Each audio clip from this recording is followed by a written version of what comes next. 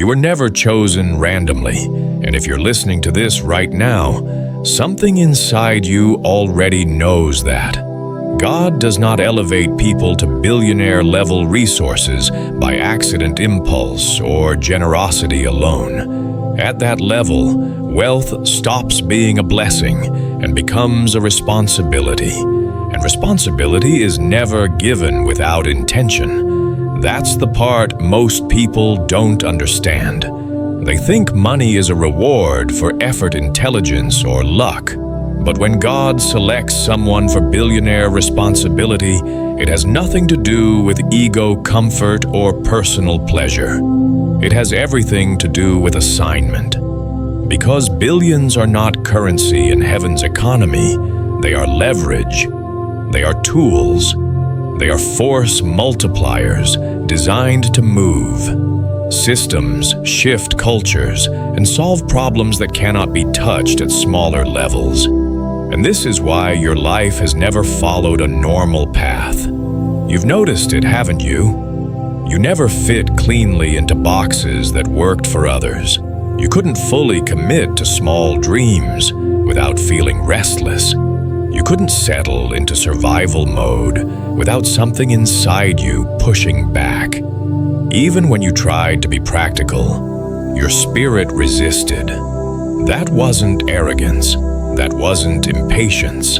That was misalignment. Because God never designed you for comfort. He designed you for responsibility. And responsibility has weight. That weight is what you've been feeling your entire life. It's why ease never satisfied you. It's why shortcuts never brought peace.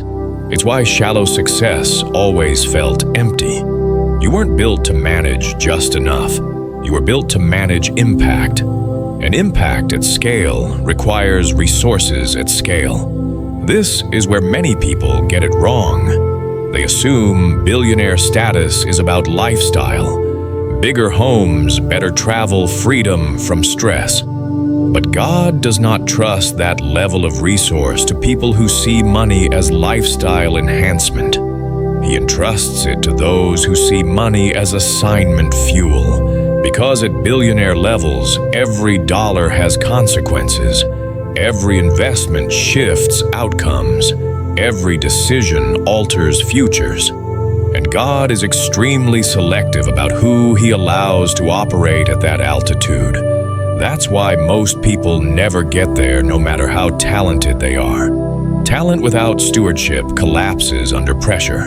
Intelligence without obedience self-destructs. Ambition without purpose corrupts. And God knows this. So He filters. He tests. He delays. He watches what people do when no one is looking and when resources are scarce. He observes how they treat people when they have nothing to gain. He pays attention to how they respond to responsibility before it comes with recognition. And you passed tests you didn't even know were exams. You were faithful in moments that felt invisible. You carried weight without title. You showed up without applause. You stayed accountable without oversight. And all of that mattered, because billionaire responsibility is not about how much you can accumulate. It's about how much you can carry without breaking. Most people want the benefits of wealth without the burden of it. They want freedom without accountability, influence without responsibility, power without restraint. And that's exactly why they are never trusted with it. But you are different, not because you're better, but because you're willing. Willing to be uncomfortable, willing to be misunderstood, willing to carry weight others avoid, willing to obey even when it costs you. God does not choose billionaires based on desire. He chooses them based on capacity.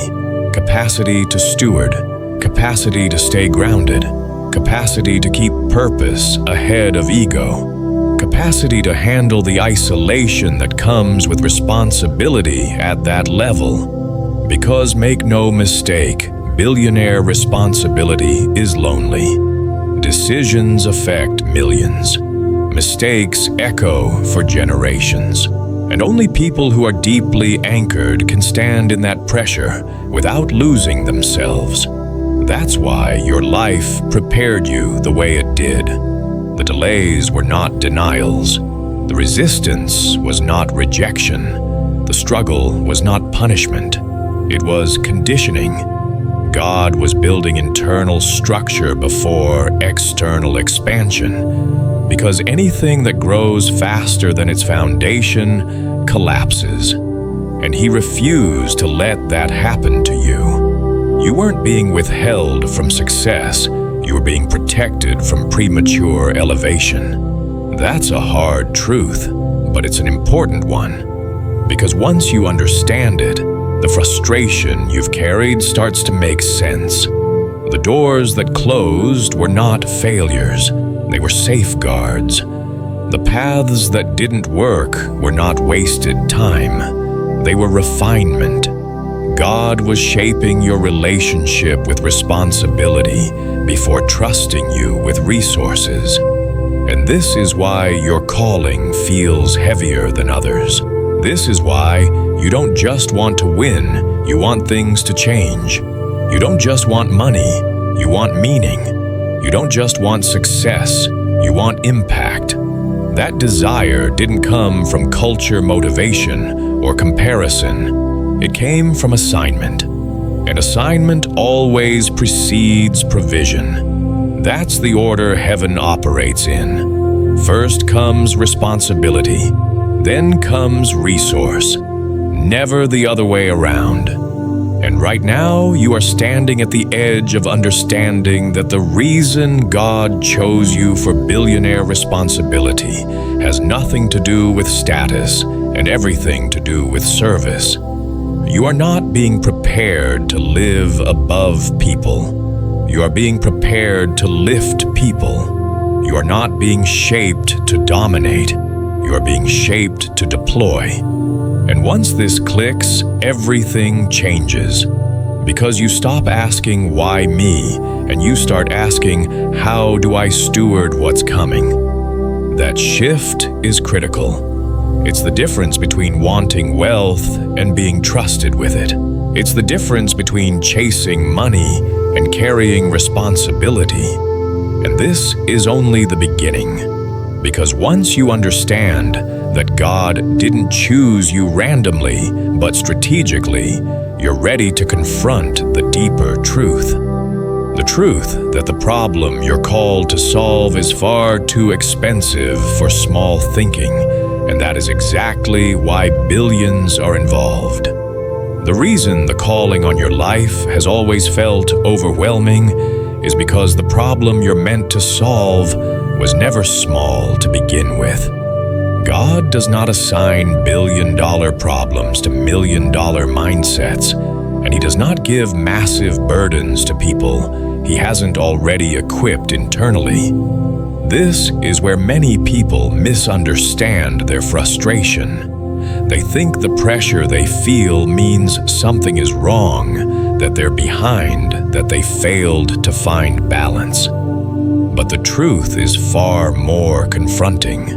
The weight you carry is proportional to the scale of what you're called to address. If the problem only required thousands, your vision would be quiet. If it only needed millions, your spirit would be satisfied with incremental progress. But it's not. The issues that keep resurfacing in your thoughts, the injustices you can't unsee, the gaps you notice that others ignore, they exist at a systemic level. These are not surface problems. They are deeply embedded structures that have been running for decades, sometimes generations. And systems do not change cheaply. They resist disruption. They protect themselves. They require resources powerful enough to challenge their momentum. That is why billions are involved, not because of greed, but because of scale. Poverty at a personal level can be eased with charity, but poverty at a systemic level requires infrastructure.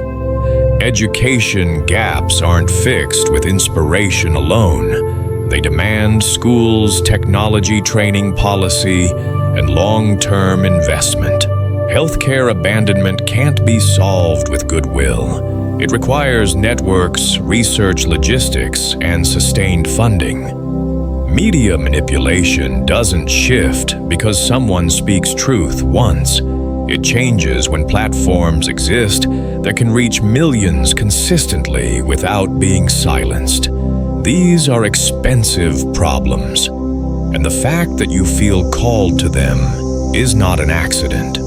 God does not burden people with visions they are not meant to carry. He doesn't tease you with ideas you're not responsible for.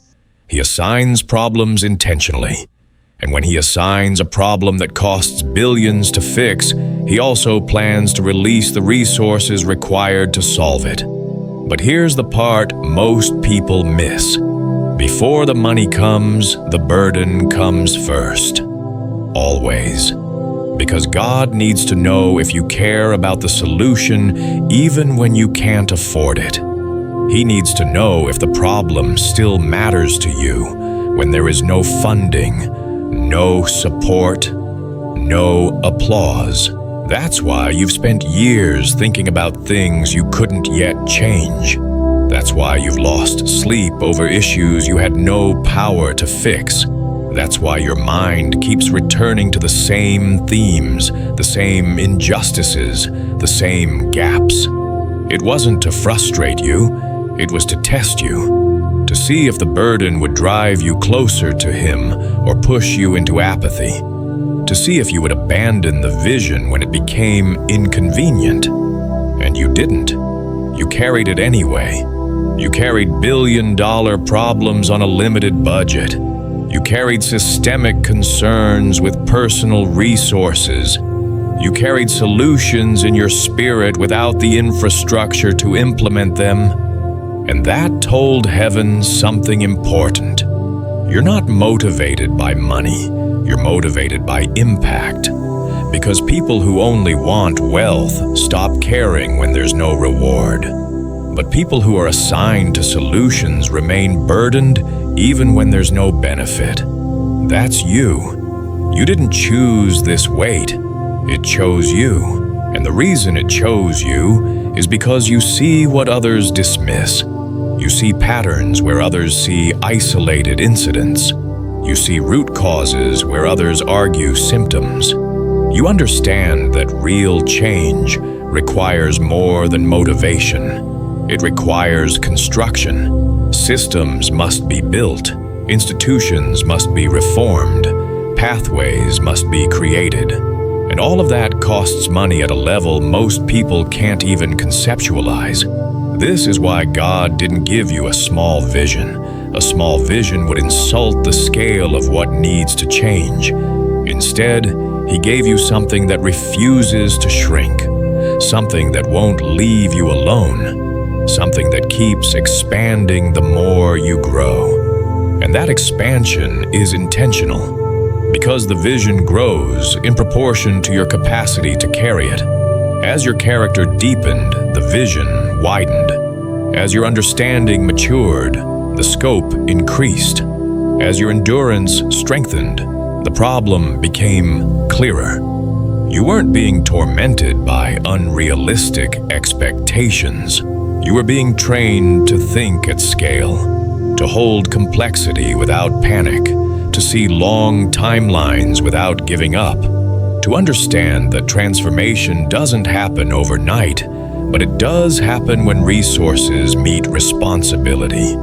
This is why small success never satisfied you. It's why incremental wins felt hollow. Not because progress is bad, but because it wasn't the point. The point was never personal improvement. The point was structural change. And structural change demands capital patience and courage. God doesn't send people like you to patch holes. He sends you to rebuild foundations. And foundations are expensive. They take time, they require foresight, and they demand resources that match the depth of the damage. That's why you've always known, even if you couldn't articulate it, that your assignment couldn't be funded with good intentions alone, that your calling required more than donations, more than grants, more than external approval. It required independence, control over resources, freedom from gatekeepers, because the problems you're called to solve are often protected by the very systems that fund traditional solutions. Banks don't like disruption. Institutions don't like reform. Power doesn't like redistribution. And if you're dependent on permission, your impact will always be limited. God understood this.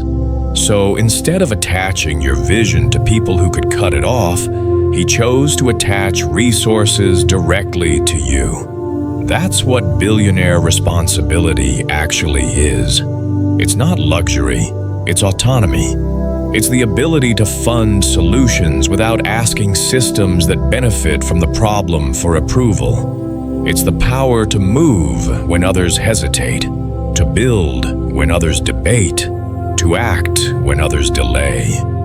And the reason you're being prepared for that level of resource is because the problem you're assigned to will never be solved through consensus.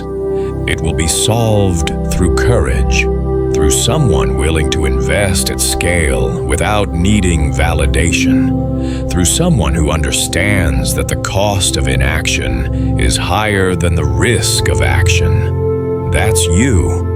And this is why your vision feels too big for your current resources. It's not because you're dreaming irresponsibly. It's because you're seeing accurately. The mismatch you feel is not a flaw. It's confirmation. It's evidence that provision hasn't caught up to assignment yet. But it will. Because God doesn't reveal billion-dollar problems to people He plans to leave underfunded. He reveals them to people He's preparing to resource. The burden always comes first. Then the provision follows. And once you accept that the size of the problem explains the size of the resources involved, you stop trying to shrink your vision to fit your current reality. Instead, you expand your capacity to steward what's coming. Because the problem you're meant to solve costs billions to fix. And that is not a reason to be intimidated. It's a reason to be aligned. There is a reason God can trust you with billionaire-level resources when others would lose themselves long before reaching that point. And it has nothing to do with perfection. It has everything to do with stewardship. Most people think wealth tests skill, intelligence, or ambition, but at the highest levels, wealth tests character. Money does not create who you are, it exposes who you've always been. That is why God is extremely cautious about who He allows to operate with that kind of influence, because billions amplify everything. Ego becomes louder, insecurity becomes dangerous. Unhealed wounds become destructive, and most people, even well-intentioned ones, are not ready for that level of exposure. But you are. Not because you're flawless, but because you've already been trained to carry weight without letting it redefine you. You've had opportunities to make things about yourself, and you didn't. You've had moments where recognition was within reach, and you chose integrity instead. You've been tempted to prove something to show people you were right, to validate your worth through external success, and you walked away. That matters more than you realize, because people who use wealth to prove something will always misuse it. But people who use wealth to serve something larger will protect it. God does not give billions to people who need money to feel important. He gives it to people who already know who they are without it. That's why your identity was forged in seasons of lack, not abundance. You learned who you were when there was nothing to hide behind.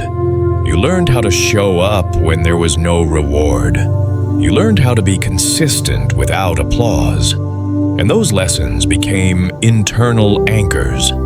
Anchors that keep you steady when external conditions change. This is the difference between owners and stewards. Owners believe wealth belongs to them. Stewards understand wealth is entrusted to them. Owners ask, "What can this do for me?" Stewards ask, "What am I responsible for with this?" And God only releases large resources to people who ask the second question. Because ownership hoards, but stewardship multiplies. Ownership protects comfort. Stewardship prioritizes impact. Ownership builds personal empires. Stewardship funds solutions. And you've already demonstrated this mindset before having anything significant to manage. You were careful with what wasn't even yours. You treated opportunities with respect. You handled responsibility seriously, even when it came without compensation. You didn't exploit people when you had leverage. You didn't cut corners when no one would have noticed. You didn't justify small compromises for short-term gain. Those moments weren't random. They were auditions, quiet ones, unannounced ones. But heaven was watching. Because God does not test stewardship after wealth arrives. He tests it before, and you passed. Not perfectly, but consistently. And consistency is what builds trust. See, most people want access without accountability. They want influence without restraint. They want power without discipline. But that combination always leads to collapse. History is full of people who rose quickly and fell just as fast because they were not prepared to manage what they gained. God is not interested in repeating that pattern. He is interested in sustainability, longevity, generational impact. And that requires people who can separate their ego from their assignment. You already understand that wealth is not a mirror to admire yourself in. It's a tool to build with. And tools don't exist to be displayed. They exist to be used correctly. This is why your heart matters more than your strategy, why your values matter more than your network, why your discipline matters more than your ambition. Because systems can be learned, advisors can be hired, knowledge can be acquired, but character must be formed. And character takes time, pressure, and restraint, all three of which you've experienced. You were shaped in environments where shortcuts were tempting but costly, where selfishness would have been easier, where compromise would have sped things up. And you chose the slower path, the harder path, the path that preserved alignment even when it delayed progress. That's stewardship in action. And stewardship is the qualification for increase. God does not trust billions to people who will be controlled by it. He trusts it to people who will control themselves. People who know when to say no. People who know how to wait. People who can hold power without abusing it. Because billionaire-level decisions don't just affect bank accounts, they affect lives, jobs, communities, futures. And someone who sees money as a scoreboard will always misuse it. But someone who sees money as responsibility will protect it fiercely. You are not being prepared to build monuments to your name. You are being prepared to build systems that outlast you. And that requires humility, the kind of humility that listens, that surrounds itself with wisdom, that remains teachable even at the top. You've already shown that. You've already asked questions instead of assuming answers. You've already sought understanding instead of control. You've already demonstrated that growth matters more to you than image. That is rare.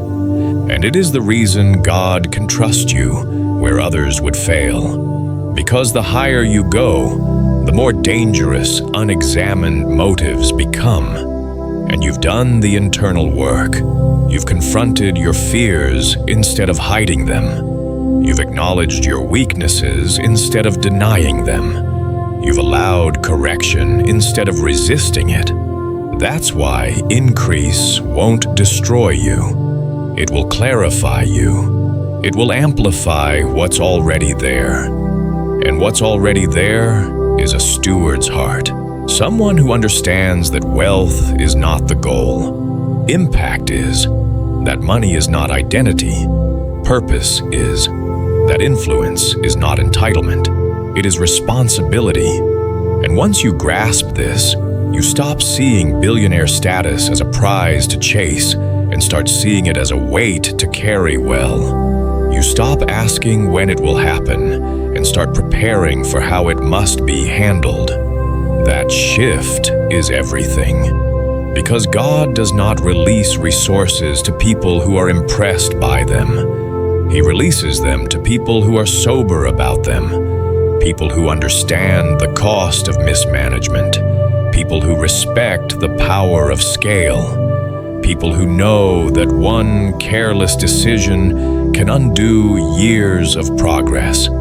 You are being trusted because you already think this way, because you already understand that stewardship is not optional at that level, it is essential.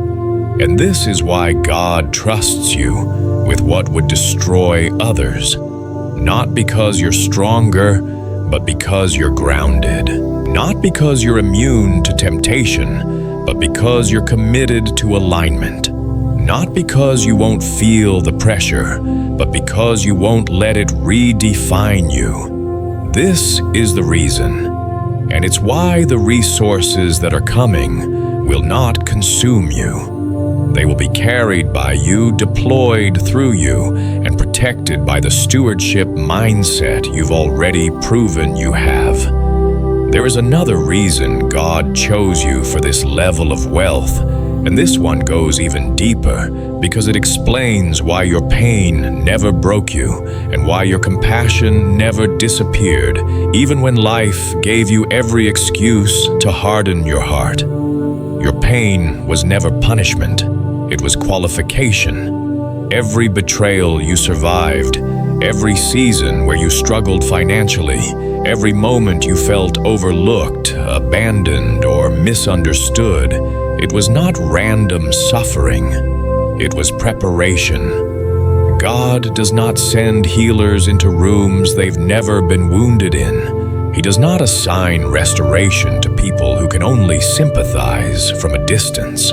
He chooses those who have lived the pain, felt the loss, and endured the pressure, because lived experience creates a level of understanding that education alone never can. You know what it feels like to be desperate and unseen. You know what it's like to need help and not know where it will come from. You know the weight of uncertainty, the exhaustion of survival mode, the emotional cost of carrying hope when circumstances keep contradicting it. And because you know that pain personally, you will never treat people like statistics. You will never reduce suffering to numbers on a spreadsheet. When resources flow through you, they will be deployed with empathy, not ego. This is why God didn't spare you from hardship. He was shaping how you would use power long before you ever had it. People who have never struggled tend to solve problems from a distance. They fund solutions that look good on paper, but fail in real life. They design systems that are efficient but inhumane. They measure success by metrics instead of lives changed. But you won't do that because you remember.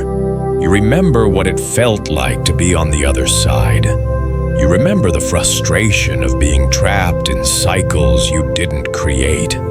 You remember how small decisions from people in power affected your entire world. And that memory will guide every major decision you make when you're in positions of influence. This is why your suffering wasn't wasted. It was strategic. God was giving you eyes to see pain clearly and a heart that refuses to look away.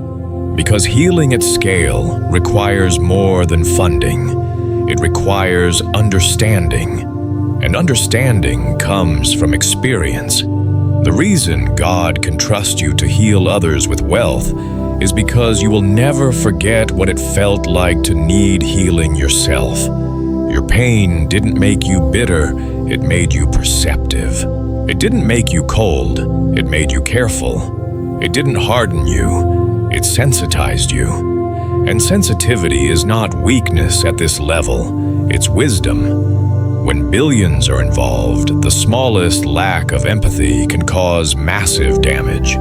But empathy in the hands of power creates transformation. That is why God chose you. Because you will not build solutions that look impressive, but fail the people they're meant to serve. You will build systems that work in real life, because you've lived the reality they're addressing.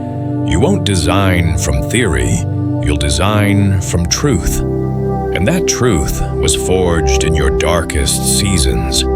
This is also why you've always felt a strong pull toward people who are struggling, toward communities that have been forgotten, toward individuals that others have written off. It's not savior complex, it's recognition. You see yourself in them. You understand their pain instinctively. And God uses that connection as a compass. He directs resources toward people who feel deeply, because those people won't misuse power. They won't abandon the mission once the pain is out of sight, because pain they've known never fully leaves them. It becomes part of their decision-making process, part of their values, part of their leadership style. This is why your healing work will be personal, even when it's massive. Even when you're operating at global scale, the heart behind it will remain intimate. You won't just solve problems academically, you'll heal wounds relationally. And that combination is rare. Most people can do one or the other. Few can do both. And that is why God invested time in shaping your inner world before expanding your outer reach. Because wealth without emotional intelligence destroys people. But wealth guided by compassion restores them.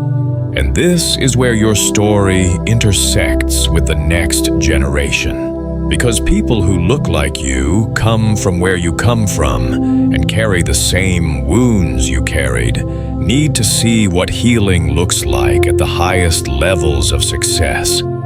They need to see that it's possible to rise without becoming disconnected, to prosper without losing empathy, to succeed without forgetting where you came from.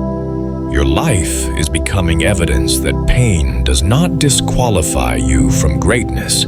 It qualifies you for meaningful greatness. And when you step into wealth with this level of awareness, you don't just change outcomes, you change narratives. You show people that suffering can be transformed into strength, that hardship can be converted into healing, that what was meant to break them can be repurposed to build others. And this is why your pain had to be part of the process, because the assignment God has given you is not just about fixing systems, it's about restoring dignity. And dignity cannot be restored by people who have never lost it. It can only be restored by those who know its value because they've lived without it. You are being prepared to heal others, not from theory, not from privilege, not from distance, but from shared humanity. And that is why God can trust you with the resources required to do it at scale. Your pain was never an obstacle. It was the qualification. There is a reason God is raising you to fund what traditional money refuses to touch, and it explains why you've never felt comfortable playing by the same rules everyone else follows. Traditional money is designed to preserve systems, not challenge them. It flows toward what is safe, predictable, and already approved. It avoids disruption.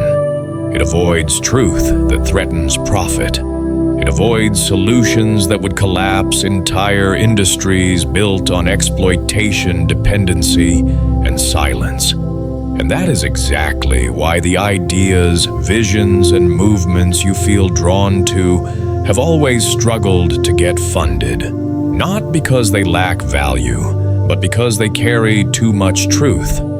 Banks don't fund freedom. Venture capital doesn't like liberation. Institutions don't invest in solutions that remove their own power. And God knows this. That's why He doesn't plan to route the resources through them. He plans to route them through you. You were never meant to wait for permission. You were never meant to ask systems that benefit from the problem to approve the solution. You were meant to become independent enough to fund it yourself. This is what separates you from most people pursuing wealth. They want access to the system. You want the ability to bypass it. They want approval. You want impact. They want safety. You want transformation. And transformation is always uncomfortable to those in control. This is why God chose you. Because you're willing to invest in things that don't look safe, but are deeply necessary. You're willing to support people others ignored. You're willing to fund ideas others labeled unrealistic. You're willing to stand behind truth even when it's not popular. And that makes you dangerous to systems that rely on silence. Traditional money funds what maintains control. You will fund what breaks chains. Traditional money protects profits. You will protect people. Traditional money asks, "What's the return?" You ask who gets free. And that difference is everything. It's why God couldn't trust this assignment to someone else. Because most people, when given billions, become cautious. They protect their status. They avoid controversy. They start thinking about reputation instead of responsibility. But you won't. Because you've already been uncomfortable your entire life. You've already been misunderstood. You've already lived without approval. And that trained you. You're not addicted to validation. You're not dependent on applause. You're not afraid of being different. Which means you can fund what needs to exist, not just what's easy to explain. This is also why your voice needs a platform that only billions can build. Because the truth you carry cannot survive inside controlled spaces. It gets filtered, it gets diluted, it gets silenced. And you've felt that frustration. You've tried to speak inside systems that limited you. You've waited for doors that never fully opened. You've been blocked by gatekeepers who sensed that your message threatened their control.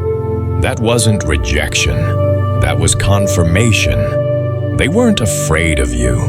They were afraid of what would happen if you were fully resourced. And now you're beginning to understand why independence matters so much in your calling. Because when you control the platform, the message stays intact. When you fund the vision, the mission doesn't get compromised. When you carry the resources, obedience becomes possible without negotiation. This is why God is making you a billionaire. Not so you can live above people, but so you can build what others are not allowed to build, to fund what others are not permitted to fund, to speak what others are not allowed to say. You are being raised to finance disruption, to back truth, to resource liberation. And that kind of work requires freedom from traditional funding structures. It requires autonomy. It requires courage. And it requires someone who will not flinch when pressure comes. That's you. You've already proven you won't fold when it's uncomfortable. You've already shown you'll obey even when it costs you. And that's why God knows you will use wealth differently. You won't chase safety. You'll pursue significance. You won't protect the system. You'll protect the people. You won't ask if it's popular. You'll ask if it's right. And that is exactly what this moment in history requires. A different kind of financier, a different kind of builder, a different kind of billionaire, one who understands that wealth is not about accumulation, but about liberation.